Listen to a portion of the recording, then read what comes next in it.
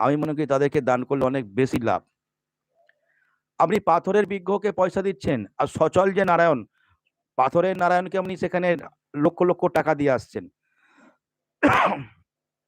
আর যেটা সচল নারায়ণ, যেই নারায়ণ রাস্তায় পড়ে আছে, যে নারায়ণ রাস্তায়, সচল নারায়ণ রাস্তায় খেতে পাচ্ছে না, ছেঁড়া কাপড় পরে ঘুরছে, সেই নারায়ণকে খাওয়ান না, সেটা নারায়ণের সেবা হয়ে যাবে। এই বুদ্ধি কোচনকার আছে। লোক ভাবে মন্দিরে আমি 1 লাখ টাকা দিলাম, বিশাল পুণ্য, কিচ্ছু পুণ্য হয়নি। আপনি 1 লাখ টাকা দিয়েছেন, সেটা কমিটির লোক সব ঝেড়ে দিয়েছে। প্রত্যেক মন্দিরে কমিটি আছে, ট্রাস্ট আছে, সেই টাকা কটা তোমার মন্দিরে কাজে লেগেছে? হ্যাঁ, 50% টাকা তো ওই কমিটির লোক, ট্রাস্টের লোকই হজম করে দেয়। বগড়া হয়ে যায় সেখানে, আমরা সব জানি। হ্যাঁ, যা মন্দিরে ডোনেট করে সেই পয়সা কি সত্যি কাজ হয় নাকি? সব এরোর পকেটে চলে যায়। 10% কাজ হলে ভালো,